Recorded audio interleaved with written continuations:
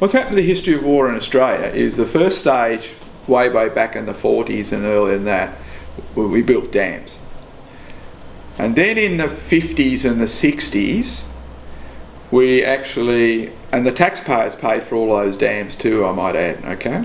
Then in the 50s and 60s, the whole idea then was to give the water out to the region, give it out to the irrigators, grow and multiply, make money, blah, blah, blah, without much else support.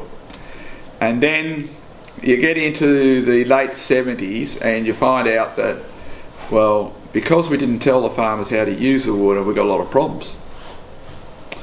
And so then we went into the next big phase, and that is the management phase.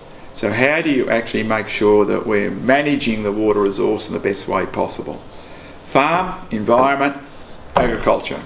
Okay, what was the best way to manage it? So the idea was to come up with a plan of attack as to, well, what would you do here? You know, what would success look like? And it was really about, you know, taking water off the low productivity land and moving it to the higher productivity land. The rice farming and the big water users all pulled back very significantly. It really pushed the agenda on dairy farms actually buying a lot of feed off farm. Okay, so they actually bought grain and pellets and things like that. And it was actually quite interesting to see the level of resilience after, you know, even in year 8 or year 9 of the drought.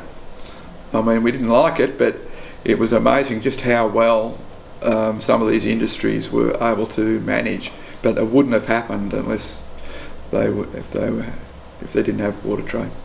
I was the major instigator of a project which was called the Kerang Swan Hill Future Land Use, and it was a pilot project which basically said we can't keep going on like this, you know, because in effect you sort of need to go back to a clean sheet of paper and sort of say, all right, well, if the world was your farm, what would you grow where?